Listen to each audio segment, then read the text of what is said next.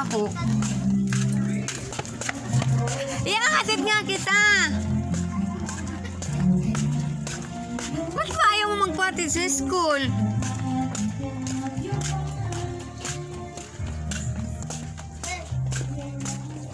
Dalian mo na. Ba't ayaw mo magpatid? Nakakaya. Puro ka kaya. Grade 5 na ako tapos Puro kanta, Andres.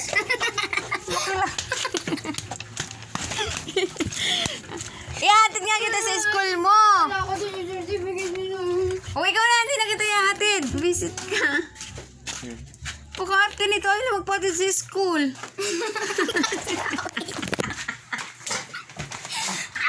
Aray ko. Wala na, tanggal na tuloy. Sige na. Ako na.